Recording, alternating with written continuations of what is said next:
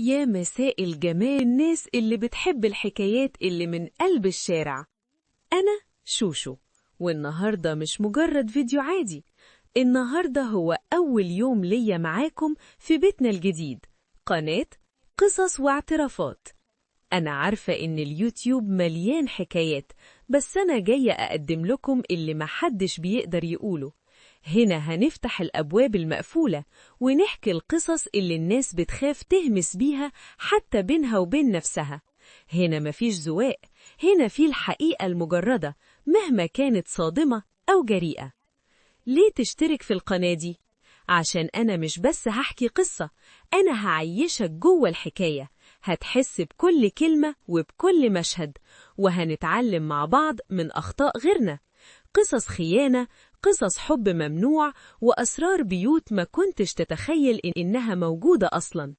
وعشان دي البداية، أنا محضرة لكم مفاجآت وحكايات تقيلة جداً. وأول حكاية هنبدأ بيها هي حكاية سيد ومرات عمه لين، وكسرت كل القواعد. قبل ما نبدأ ونغوص في التفاصيل، عايزة منكم ترحيب حار بأختكم شوشو.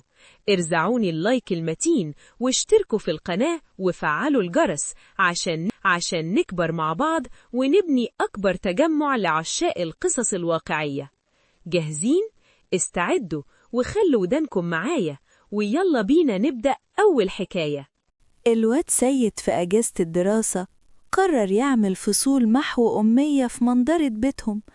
أنا كنت قاعدة في البيت زي المنظرة وهو قاعد على مكتبه. قلت له صباح الخير يا سيد، أنا جاي أسجل اسمي. قال لي كويس يا مرات عمي، تنوري. قلت له بدلع بس ليه عندك طلب يا ولا؟ عمك صالح عاوزني أنا والبت زينب بنت خالي اللي جوزها مات نتعلم لوحدنا. عمك مكسوف من أهل البلد ومش عايز حد يشوفنا. طبعا جوزي ما يعرفش حاجة، بس أنا كنت برسم خطتي. قال لي بس كده، من عيني يا مرات عمي، ده انتي تؤمري. هاتي زينب وتعالوا المغربية. جت المغربية ودخلت أنا وزينب. زينب بنت خالي كانت زيي، جريئة في الكلام وعندها مغامرات وحكايات تشيب. وقف يشرح، سمع ضحكتنا وبصلنا وضحك وقال ركزوا معايا، ورجع يكمل. بعد أسبوعين الواد سيد كان بيكلم في التليفون وواقف عند باب المنظرة. احنا جوه، وكنت أنا وزينب عمل صوت برجله ودخل علينا، بس أنا كنت شايفاه وهو بيشرح. وقف قدام السبورة يشرح، لمح بنت خالي زينة أستاذ، ابقى علم عمك وقف ازاي. في آخر الدرس أنا عملت حركة خطيرة. أنا قلت له جوزي مسافر الصعيد أسبوع ومش هعرف آجي، تيجي بكرة تتعشى معانا وناخد الدرس في دارنا. تاني يوم جه دخل البيت ومفيش غيري.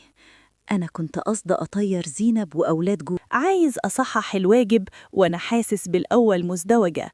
أنا عايزكم بكرة في داركم وزينب تكون جاهزة قبلك. وهنا بدأ الجنون المزدوج.